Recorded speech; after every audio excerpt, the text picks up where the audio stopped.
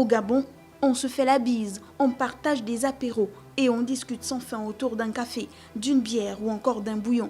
C'est notre façon de voir la vie en société.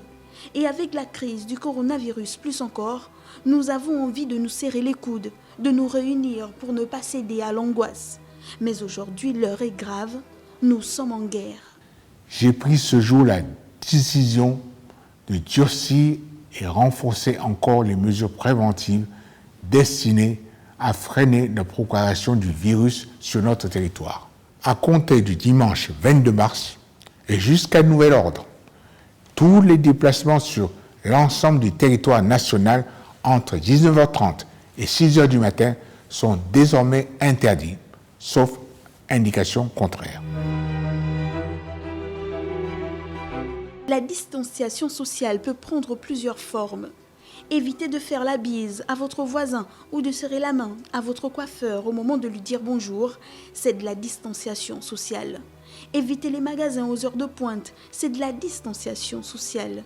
Évitez de prendre part à une manifestation publique ou un repas de famille, c'est de la distanciation sociale. De façon générale, évitez les contacts humains, c'est de la distanciation sociale. Le virus ne circule pas. Ce ne sont les individus, par leurs contacts répétés et leur constante mobilité, qui le font malheureusement circuler. Aujourd'hui, alors plus que jamais, de rester chez nous relève de la survie. Pourquoi ? D'abord parce que les chercheurs sont unanimes à ce sujet. En l'absence de véritables traitements, en l'absence de vaccins, la distanciation sociale est à ce jour le seul moyen efficace de freiner cette pandémie. Alors, pour les autorités politiques et sanitaires, le mot d'ordre est lancé.